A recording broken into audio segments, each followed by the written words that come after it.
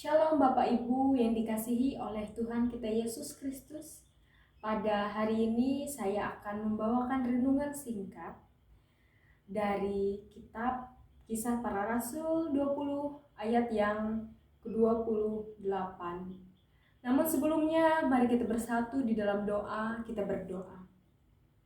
Allah Bapa yang bertata di dalam kerajaan sorga, terpujilah namamu senantiasa dalam setiap kehidupan kami ya Tuhan. Terima kasih karena pada hari ini hamba akan membawakan renungan singkat.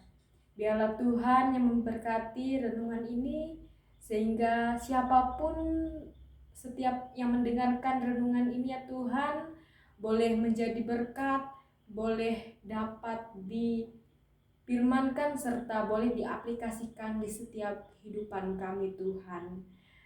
Dan berikanlah hamba kekuatan agar apa yang hamba sampaikan firman pada hari ini dapat beroleh hikmat di hadapan-Mu Tuhan. Di dalam nama-Mu Yesus Kristus kami berdoa dan bersyukur. Amin. Nas kita dari Kisah Para Rasul 20 ayat yang ke-28 dengan perikop perpisahan Paulus dengan para penatua di Efesus. Karena itu, jagalah dirimu dan jagalah seluruh kawanan, karena kamulah yang ditetapkan Roh Kudus menjadi penilik untuk menggembalakan jemaat Allah yang diperolehnya dengan darah anaknya sendiri.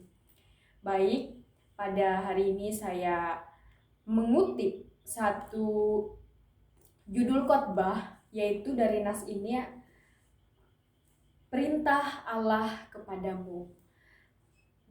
Oke, Bapak Ibu sekalian, kita sudah mengetahui bahwa dari ayat yang sudah kita bacakan dan Bapak Ibu dengarkan, kita boleh melihat kembali latar belakang mengenai teks Alkitab Kisah Para Rasul yang mengenai siapa itu gembala yang Allah tetapkan untuk menggembalakan jemaat-jemaat. Tentu kita harus mengetahui bahwa Rasul Pauluslah yang menjadi gembala yang Tuhan utus untuk menjadi teladan yang baik bagi jemaat Allah. Jadi begitu. Yang menjadi pertanyaan saya, apa yang Allah kehendaki agar perintahnya dapat dilakukan? Pada zaman sekarang ini kita harus belajar dari konteks Alkitab atau ayat-ayat yang memberi kita pengajaran untuk memahami kehendak Allah itu seperti apa, Allah itu maunya bagaimana gitu. Jadi yang harus kita ketahui yaitu ada 3 hal yang harus kita lakukan agar perintah Allah dapat dinyatakan. Yang pertama, menjadi teladan seperti Allah. Saya mengutip satu nas dari Yohanes 13 ayat yang ke-15. Kenapa yang pertama itu adalah menjadi teladan seperti Allah? Kita belajar sebagai hamba Tuhan, kita itu sudah diutus untuk menjadi gembalanya, untuk membawa orang-orang yang tersesat atau mengajak orang untuk mengetahui firman Allah itu seperti apa. Firman yang diperintahkan Allah, Tuhan itu maunya hidup menjadi gembala itu adalah suatu hal yang Tuhan inginkan di diri kita gitu. Tuhan maunya, saya percaya kamu menjadi gembala Tuhan. Saya percaya bahwa kamu bisa membawa orang-orang yang tersesat atau orang-orang yang tidak mengenal Allah untuk mengenal Allah dan mengaplikasikan di dalam dirinya, serta tidak hanya sekedar percaya sama Tuhan, tapi ia melaksanakan buah-buah roh, kasih, sukacita, damai sejahtera, dan sebagainya. Dan yang kedua, memberitakan kabar baik. Di sini saya mengutip nas dari Kisah Para Rasul 13 ayat yang ke-47. Mengapa kita harus memberitakan kabar baik? Jadi tugas kita bukan hanya sebagai gembala Allah yang mengajak, tapi kita harus memberitakan kebenaran firman Tuhan di tengah orang-orang yang tidak mengenal Allah. Jadi ketika kita memberitakan kabar baik bahwasannya Tuhan itu seperti ini, bahwasannya Tuhan itu adalah raja di atas segala raja, juru selamat kita. Jadi itulah yang menjadi orang akan tahu gitu, Tuhan itu seperti apa gitu. Jadi begitu. Dan yang ketiga, tekun dalam Tuhan.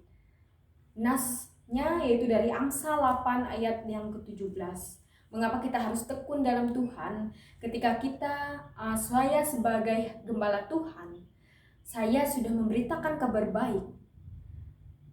Jadi saya itu tidak hanya sebagai gembala, tidak hanya memberitakan kabar baik, tapi setelah saya melakukan semuanya itu, saya tetap tekun di dalam Tuhan. Saya tidak jemu-jemu untuk melaksanakan tanggung jawab saya sebagai gembala yang sudah Tuhan percayakan kepada saya. Saya tetap tekun, saya tidak bermegah diri, saya tetap rendah hati, saya tetap mengabarkan Injil, dan disitulah terjadi iman yang betul-betul percaya kepada Tuhan.